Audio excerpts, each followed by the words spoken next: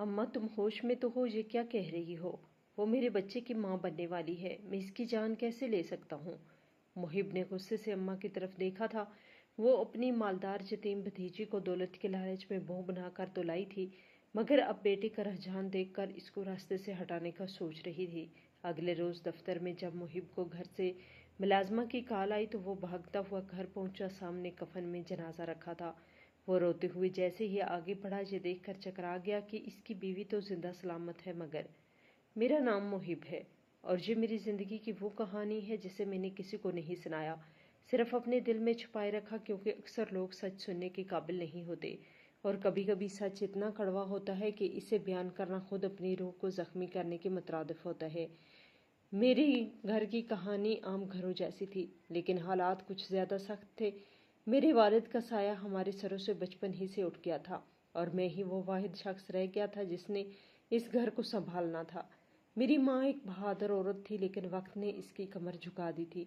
मेरी दो बहनें थी, एक छोटी जो अभी कॉलेज में पढ़ रही थी और एक बड़ी जिसका निकाह हो चुका था, मगर रुखसती 2 साल बाद होनी थी, क्योंकि लड़के वाले अपना नया घर बनवा रहे थे और फिलहाल वो अपनी बहू को अपने वालिदैन के साथ नहीं रखना चाहते थे। मेरा एक छोटा भाई भी था जो अभी स्कूल में पढ़ता था और हर वक्त मेरी माँ के पास ही रहता था। माँ की आंखों में सिर्फ एक ही ख्वाब था कि इसका बेटा कामयाब हो और इसकी बेटियों की जिंदगियां आसान हो जाएं। इसीलिए मैंने बचपन ही से पढ़ाई के साथ साथ काम करना भी शुरू कर दिया और जब ज्यादा उम्र हुई तो 2-2 नौकरियां करने लगा। सुबह सवेरे निकलता और रात के वापस आता, और इसी मामूल ने मेरी जिंदगी को बस एक मशीन की तरह चला दिया था। मेरे दोस्त अक्सर मुझसे कहते कि तुम अपनी जिंदगी के सबसे खूबसूरत लम्हे कुर्बान कर रहे हो, लेकिन मुझे लगता था कि अगर मैं ना करूंगा तो मेरे घर का कौन करेगा। मेरे दोस्तों का कहना था कि कमाऊ पोत की शादियां हमेशा देर से होती हैं और माँ बहनों की जिम्मेदारियों में उलझ कर वो बेटे कभी अपनी जिंदगी के फैसले खुद नहीं ले पाते। और सच कहूँ तो मुझे भी ऐसा ही लगने लगा था। मेरी उम्र तेजी से गुजर रही थी और मेरी माँ हर बार मेरी शादी की बात पर कोई न कोई बहाना बना देती थी। कभी कहती कि छोटी बहन की पढ़ाई मुकम्मल हो जाए तो देखेंगे, कभी कहती कि अभी बड़ी का निकाह हुआ है, अगर तुम्हारी शादी कर दी तो लोग कहेंगे कि बेटा अजीज है, बेटियों की फिक्र नहीं। लेकिन सच तो ये था कि मेरी माँ को डर था अगर मेरी शादी हो गई तो शायद मैं बदल जाऊं, शायद बीवी की होकर रह जाऊं, शायद इनकी अहमियत कम हो जाए। लेकिन एक दिन ऐसा आया जब एक रिश्ता आया, और वो भी हमारे अपने खानदान से। मेरी माँ ने खुद ही हाँ कर दी, क्योंकि शायद अब वो इनकार की गुंजाइश नहीं रखती थी। रिश्ता मेरे चाचू की बेटी मरियम का था। वो बहुत खूबसूरत लड़की थी। इसका रंग गोरा था, नाक नक्शा तीखा था और आंखों में एक खास कशिश थी। हमारे चाचू का शुमार इलाके के अमीर तरीन लोगों में होता था। इनके पास जमीनें थी, दुकानें थी और बैंक बैलेंस भी बेहिसाब था। मरियम इनकी इकलौती बेटी थी और वो इसे किसी ऐसे लड़के के साथ बिहाना चाहते थे जो नेक हो, सीधा सादा और खानदान का हो। शायद इन्हें मुझ में वो सब कुछ नजर आया, इसीलिए उन्होंने ना सिर्फ हाँ की बल्कि कहा कि हम ऐसा झेज देंगे कि लोग देखते रह जाएंगे, हमारी बेटी को कभी किसी चीज की कमी ना हो। मैंने माँ की आंखों में पहली बार सुकून देखा और मैं खुद भी अंदर से मुतमिन हो गया, क्योंकि मरियम मुझे हमेशा से अच्छी लगती थी। अगरचा मैंने कभी इससे कोई बात नहीं की थी, लेकिन इंसान दिल में पसंद तो कर ही लेता है और मुझे लगता था कि मरियम के साथ जिंदगी गुजारना मेरे लिए खुशकिस्मती होगी। यूं ये रिश्ता तय पाया और कुछ महीनों के अंदर ही हमारी शादी हो गई। निकाह मस्जिद में हुआ और वलीमा एक बड़े शादी हाल में दिया गया, जहां सैकड़ों मेहमानों ने शिरकत की। मेरे सादा से दिल में एक छोटी सी ख्वाहिश थी कि मेरी शादी पर सब खुश हों, और वाकई सब खुश थे। मरियम भी बहुत खुश नजर आ रही थी। मैंने शुरू दिन से ही इससे मोहब्बत और इज्जत का रिश्ता कायम रखा, क्योंकि मैं जानता था बीवी वो रिश्ता है जो सिर्फ जिस्मानी नहीं, रूहानी भी होता है। वो लड़की अपने माँ बाप का घर छोड़कर मेरे लिए आई थी। इसने अपना सब कुछ मेरे हवाले किया था और मेरा फर्ज था कि मैं इसकी इज्जत करूं। मैंने इसे कभी किसी चीज की कमी महसूस नहीं होने दी। जो तनख्वाह आती वो पहले अपनी माँ के हाथ में देता और फिर जो बचता वो मरियम के हाथ में रखता, ताकि इसे ये लगे कि ये इसका भी घर है और वो मेरे फैसलों में शरीक है। मरियम भी बहुत समझदार थी।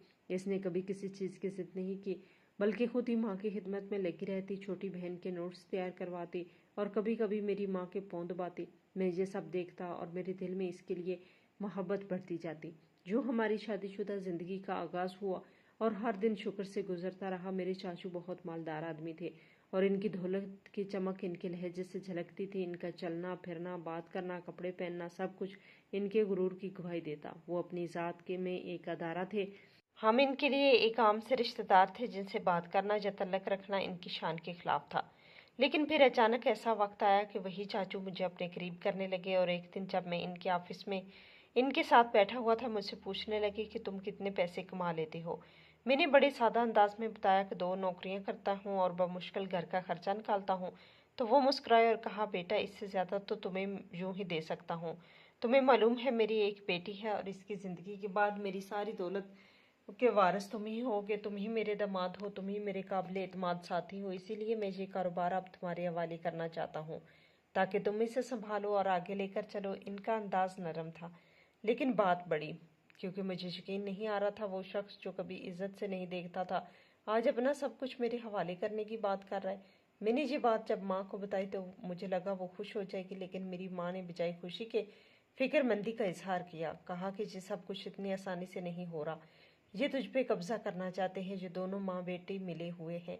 अम्मा, कैसा कब्जा? वो चाचा है मेरा, इनका अपना कोई बेटा नहीं। वो जानते हैं कि इनकी जायदाद पर अगर कोई हकदार है तो वो मैं हूँ, और मैं कौन सा इनकी ज़मीनें बेच खाऊंगा या पैसे हड़प कर लूँगा। मैं मेहनत से काम करूँगा, इनके दिमाग को ठेस नहीं पहुँचाऊँगा। लेकिन माँ की बातें मेरे दिल में कहीं प्रविष्ट हो गई। खैर, वक्त गुजरता गया। मैंने चाचू का कारोबार संभाल लिया। इनके मुलाजिम भी मेरे महतात आ गए। ऑफिस में बैठना लगा। मेरी ज़िंदगी का अंदाज बदल गया। सुबह वक्त पे ऑफिस जाता, शाम को लौटता।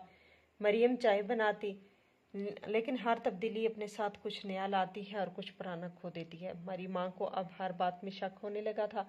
वो कहती कि तुम सारा वक्त मरियम के बाप के साथ गुजारते हो, इसके कामों में उलझे रहते हो, इसकी बेटी के नखरे उठाते हो, हमें तो जैसे भूल ही गए हो। फिर ऐसा भी हुआ कि चाचू ने कहा कि तुम्हारे घर के ऊपर वाला पोर्शन बनवा देता हूँ ताकि मरियम वहाँ रहे।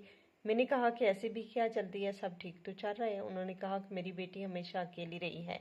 इसकी माँ बचपन में फौत हो गई थी। इसे हजूम से उलझन होती है, इसे अलग जगह की आदत है, और मैं चाहता हूँ कि वो जहाँ रहे सुकून से रहे। और अब तो तुम्हारे घर में भी लड़ाइयाँ होने लगी। बेहतर यही है कि अलग रहो। अगरचे ये बात बज़ाहिर ठीक लगती थी, लेकिन असल में ये हमारे बांटने की बात थी, हमारी जड़ें काटने की कोशिश थी। मगर मैं कुछ नहीं कह सका, क्योंकि मुझे लगता था कि अगर उन्होंने मेरे लिए सब कुछ किया तो इनकी बात भी माननी चाहिए। फिर इन दिनों बात चल रही थी कि हमें खबर मिली मरियम माँ बनने वाली है, और डॉक्टर ने कहा है कि इसकी खास देखभाल की ज़रूरत है, इसे आराम और अलग माहौल चाहिए। तो बात वही ख़त्म हो गई। पोर्शन का काम शुरू हो गया। ऊपर पहले ही चारदीवारी थी, बस अंदरूनी काम रहता था जो पैसे की बदौलत जल्द मुकम्मल हो गया। मरियम ऊपर शिफ्ट हो गई, मेरी ज़िंदगी तकसीम हो गई। मैं जब शाम को घर आता तो पहले माँ को सलाम करता, फिर ऊपर चला जाता ताकि मरियम से मिल सकूं, इसकी तबीयत पूछ सकूं। लेकिन मेरी माँ को ये बात चुभने लगी कि मेरा बेटा अब हमसे बात किए बगैर ही ऊपर चला जाता है। इसे हमारी फिक्र नहीं रहती, इसे सिर्फ अपनी बीवी की फिक्र है। वो कहती कि ये पराया हो गया है। घर में एक अजीब सी कशीदगी पैदा हो गई थी। एक खामोश जंग से छिड़ गई थी जिसमें कोई लड़ाई नहीं थी, लेकिन दिलों में दूरियां बढ़ती जा रही थी। और ये सब कुछ मेरे लिए अजियत का बायस बन रहा था, क्योंकि मैं दोनों तरफ वफादार रहना चाहता था, लेकिन दोनों तरफ से मुझे शक की निगाह से देखा जा रहा था, और मुझे समझ नहीं आ रही थी कि आखिर किसका कसूर है, क्योंकि सभी अपनी अपनी जगह पर ठीक लगते थे। रिश्तेदार भी तो जल्दी पर तेल का काम डालते हैं। वो मेरी माँ को आकर कहते कि तुम्हें ही अमीर बहू लाने का शौक था, देख लो, हो गई ना तुम्हारा बेटा, पोर्शन ही अलग कर लिया, अलग ही हो गए और किसी को पता नहीं चला। मेरी माँ पहले तो सफाइयाँ देती कि नहीं, अलग नहीं, बस जगह कम थी। उन्होंने कहा अगर कहीं जगह कम थी, इतना बड़ा घर था, तुम लोगों का एक ही कमरे में रहना होता है ना। एक बंदे ने कौन सा, इसके 4 बच्चे हैं, जो इसको जगह कम लग रही थी। मैं घर आता तो माँ शिकायत करती कि तेरी बीवी तो नीचे आती नहीं, हमारे साथ बैठती नहीं। जब मैं मरियम से कहता कि तुम नीचे जाया करो, थोड़ी देर बैठा करो, तो वो कहती कि मुझे डॉक्टर ने सीढ़ियाँ चढ़ने से मना किया, मैं नीचे जाऊंगी फिर ऊपर आऊंगी, बच्चे को ना कुछ हो जाए। एक दिन घर में बहुत बड़ी लड़ाई हो गई। मैं हस्बे मामूल अपने काम पर था जब मुझे बहनों का फ़ोन आया और उन्होंने बताया कि नीचे बहुत हंगामा हुआ है। मैंने पूछा क्या हुआ। कहने लगी अम्मा और भाभी में आपस में ज़बरदस्त झड़प हो गई है, और बात इतनी बड़ी कि दोनों ने एक दूसरे को गालियों से नवाजा है। ना अम्मा पीछे हटी हैं और ना ही भाभी चुप रही हैं। दोनों ने दिल की भड़ास निकाली, और अब भाभी गुस्से में ऊपर चली गई। अम्मा सहन में चुपचाप बैठी हैं और इनकी हालत देखने वाली हैं। बहनें भी अम्मा की ही हमायत में थी, इसीलिए मुझे समझ नहीं आ रहा था कि किसे पूछूं और किसका यकीन करूं। मैं अंदर से बहुत परेशान हो गया कि मेरी गैर मौजूदगी में मेरे घर का सुकून क्यों बर्बाद हो गया, और कैसे सब एक दूसरे के दुश्मन बन गए। मैंने दिल संभाला और सबसे पहले नीचे गया ताकि अम्मा से बात कर सकूं। इसके पास पहुंचा तो वो जैसे मेरा ही इंतजार कर रही थी। मैंने इनका चेहरा देखा तो वो रो रही थी। मैंने इनके पाँव पकड़े और कहा, अम्मा क्या हुआ, इतना गुस्सा क्यों? तो वो ज़ारो कतार रोने लगी और कहने लगी कि तेरा बाप जब चला गया था तुझे घर बस मैंने संभाला है, तेरी तरबियत की है, लोगों के घरों में काम किया है, रोटियां बनाई हैं, झाड़ू दी, अपने हाथों के छाले छुपाए, सिर्फ इसलिए कि मेरे बच्चे खुश रहें। आज तेरी बीवी मेरे सामने ज़बान दराजी करती है और तू खामोशी से देखता है, तू कुछ नहीं बोलता। मैंने इनकी बात सुनी और दिल में एक अजीब सा बोझ महसूस किया, लेकिन जब उन्होंने ये कहा कि पीछा छड़ा ले इससे, तो मेरे पैरों तले से ज़मीन निकल गई। मैंने हैरत से पूछा, अम्मा क्या कह रही हैं आप, ये कोई मामूली बात नहीं। तो उन्होंने आंखों में आंसू लिए बड़ी संजीदगी से कहा कि हाँ, पीछा छड़ा ले, इसको तलाक दे दे, इसे घर से निकाल दे, वरना ये हमें बर्बाद कर देगी। ये बड़ी चालाक है, ये तेरे चाचू की बेटी है, वो खुद भी कारोबारी आदमी है, इसने तेरा ज़हन भी बदल दिया और अपनी बेटी को तेरे हाथों में देकर हमारी जड़ें काट रहा है। मैंने अम्मा की आंखों में वो नफरत देखी जो किसी कड़वी हकीकत से जन्म लेती है। मैंने अम्मा से कहा कि वो मेरी बीवी है, मेरी औलाद की माँ बनने वाली है, मैं इसे तलाक नहीं दे सकता, ना सिर्फ इसलिए मैं इससे मोहब्बत करता हूँ, बल्कि इसलिए कि हमारे निकाह में 70 लाख रुपए का हक महर लिखवाया है। अगर मैं इसे तलाक देता तो हमें वो रकम अदा करनी पड़ती जो हमारे बस की बात नहीं। अम्मा ने मेरी तरफ देखा और थोड़ी देर के लिए खामोश हो गई। फिर इनकी आंखों में एक खौफनाक चमक आई। बोली कि तलाक नहीं दे सकता तो एक और तरीका भी है, इसको दुनिया से ही ख़त्म कर दे, इसका वजूद ही मिटा दे, इसकी ज़िंदगी छीन ले ताकि वो हमें बर्बाद ना कर सके। मेरी माँ मेरे सामने बैठी हुई थी और मुझसे अपनी बहू को कत्ल करने की बात कर रही थी। मेरी रूह कांप गई। मैंने कहा, अम्मा खुदा का वास्ता है, खुदा का खौफ करें, ऐसी बातें ना करें। वो एक ज़िंदगी है, मेरी इंसान है, एक माँ बनने चाह रही है और मेरी बीवी है। मैंने ये नहीं कहा कि वो कभी गलत नहीं, लेकिन आप जो कह रही हैं वो इंसानियत से गिरी हुई बात है। अम्मा ने फिर भी अपनी बात दोहराई और कहा कि शायद सब हमें ख़त्म कर देगी और हमें एक दूसरे से जुदा कर देगी। तू देख नहीं रहा तुझे हमसे कैसे छीन चुकी है? अम्मा, कहाँ छीना है, मैं इसी घर में हूँ, मैं तो आपके सामने खड़ा हूँ। फिर उन्होंने कहा, हाँ तो है, लेकिन तेरा दिल नहीं। अब तू हमें वक्त नहीं देता, पहले हमें सुनता था, अब तो सिर्फ इसकी सुनता है। खैर, वो थोड़ी देर में खामोश हो गए। मैंने इनको किसी न किसी तरह तसल्ली दे दी, हालांकि अंदर से मैं खुद हाल चुका था। मुझे समझ नहीं आ रहा था कि माँ इससे सख्त बातें कैसे कह सकती हैं, लेकिन वो खुद को तन्हा महसूस कर रही थी, इसीलिए ऐसी बातें कह रही थी। फिर मैं ऊपर गया और मरियम से बात की तो वो भी रो रही थी। इसने कहा, मुझे बर्दाश्त नहीं होता, मैं अकेली रह गई हूँ, नीचे जाती हूँ तो सब मुझे ऐसे देखते हैं जैसे मैं इस घर की ना हूँ। तेरी बहनें मुझे ताने देती हैं, तेरी माँ मुझे सुनाती है, तेरे लिए तो कुछ कह भी नहीं सकती, बस गुस्सा आता है तो जुबान से कुछ गलत निकल जाता है। मैंने इसे भी समझाया और अपने रवैये पे काबू रखे। मेरी माँ बड़ी है, मैं इकलौता बेटा हूँ, इनका मेरे लिए सब कुछ वही है जो तुम हो। अगर तुम दोनों मुझसे मोहब्बत करती हो, एक दूसरे को बर्दाश्त करना सीखो। इसने मेरी बात सुनी और मुझे अजीब सी नज़रों से देखा, फिर खामोश हो गई। 2-4 दिन में इसी बात के बारे में सोचता रहा। मेरी बीवी ने तो नहीं कहा कि अपनी माँ को रास्ते से हटाओ, लेकिन माँ फौरन ये बात करने के लिए तैयार हो गई। मैं सोचने लगा कि सब कुछ माँ का ही तो किया धरा है। पहले जहेज की लालच में वो मालदार खानदान से भो ले आई, अब कहती है कि इसको रास्ते से हटाओ। शादी कोई बच्चों का खेल तो नहीं, फिर वो मेरे बच्चे की माँ बनने वाली है। मैं ये सब कैसे कर सकता हूँ? मैंने सोचा कि अगर माँ ने दोबारा ऐसी बात की तो मैं इनको सख्ती से कहूँगा कि ऐसा ना कहा करें। आखिर को मरियम मेरी बीवी है, क्योंकि मरियम मेरे साथ कभी भी लड़ाई झगड़ा नहीं करती और इसी के कहने पर चाचू ने मुझे पूरी कंपनी का मालिक बनाया था। कहाँ को मैं दो दो नौकरियां करता और जलील होता। मेरी तो किस्मत बदल गई। हर टाइम मेरी जेब में पैसे रहते, मुझे किसी बात की फिक्र नहीं होती। हजारों लोग मेरे सामने सर झुकाए खड़े रहते। मेरी जिंदगी तो मरियम के आने के बाद ही बदली थी। मरियम भी थी गुस्से वाली, लेकिन वो अपने गुस्से का इजहार नहीं करती थी, चुप रहती थी। मरियम की बात बिल्कुल ठीक थी, जब घर में झगड़ा होता होगा तो मेरी बहनें भी मेरी माँ के साथ मिल जाती होंगी। वो बेचारी तो अकेली रह जाती होगी और ऊपर से माँ बनने वाली थी। मैंने सोच लिया कि अब मैं अपनी बीवी का ही हिसाब दूंगा। आखिर को जिंदगी मुझे इसके साथ गुजारनी है। इसके बाद घर की हो मजीद मरियम के हक में बहने लगी और कुछ ऐसा लगने लगा जैसे हर चीज़ अब इसकी मर्जी से हो रही है, और शायद इसीलिए मेरे दिल में कभी कभी उलझन सी होने लगी। लेकिन मैं चुप रहता, क्योंकि मरियम अब एक नई जिंदगी को जन्म देने वाली है। इसके 7वें महीने का आगाज हुआ तो चाचू एक दिन मेरे ऑफिस आ गए और कहने लगे, बेटा अब मरियम को किसी सहारे की ज़रूरत है। तुम खुद सारा दिन काम पे होते हो और माँ भी अपनी मसरूफियत में होती है, तो बेहतर चाहिए इसके लिए कोई नौकरानी रख दी जाए ताकि इसे कोई मुश्किल पेश ना आए। मैंने इनकी बात को ज़्यादा नहीं टाला, क्योंकि वो पहले ही हर मामले में मेरे फैसलों को मशवरे की शक्ल में चैलेंज करने लगे थे। इस बार इसकी बात में वाकई वजन था। सो मैंने एक मोतबर औरत जो कि पहले किसी के घर में काम कर चुकी थी नौकरी पे रख लिया। इसे हदायत दी कि वो सिर्फ मरियम का ख्याल रखे और किसी के मामले में दखल अंदाजी ना करे। नौकरानी के आने के बाद घर में कुछ माहौल बदलने लगा। मरियम अब कदरे आराम में आ गई थी और इसके चेहरे पे एक तसल्ली नजर आती, लेकिन ये सुकून मेरी माँ को नागवार गुजरने लगा। एक दिन वो कहने लगी, अगर तुम्हारी बीवी के लिए नौकरानी आ सकती है तो तुम्हारी बहनों के लिए क्यों नहीं आ सकती? क्या वो इंसान नहीं? सारा दिन घर के काम नहीं करती? मैंने नरमी से कहा, अम्मी बहनें हामला नहीं, और फिर वो दो हैं, जवान हैं और घर के काम संभाल लेती हैं, लेकिन मरियम अकेली है और डॉक्टर ने मुकम्मल आराम का मशवरा दिया है। बस यही बात मेरी माँ को चुभ गई कि अब तुम्हें अपनी बहनों से ज्यादा अपनी बीवी का ख्याल है, तुम तो जैसे इसके गुलाम हो गए। मैंने गुस्से में आकर कहा कि अम्मा, अगर आप बहू बन के आई होंगी तो आपका दिल करता होगा कि आपकी जिंदगी अपनी मर्जी से जिए, आपको भी सुकून चाहिए होगा, आपको भी ऐसा लगता होगा कि सब आपको समझे, तो ये बेचारी भी इंसान है, इसे जीने दे, इसे थोड़ा सा सुकून मिलने दे। मेरी ये बात अम्मा के लिए शायद किसी ताने से कम न थी, क्योंकि वो इसी लम्हे खामोश हो गई और रात को जब मैं वापस आया तो माँ ने मुझसे बात नहीं की। मैं इनके कमरे में गया तो वो बिस्तर पर लेटी थी और आंखें बंद थी।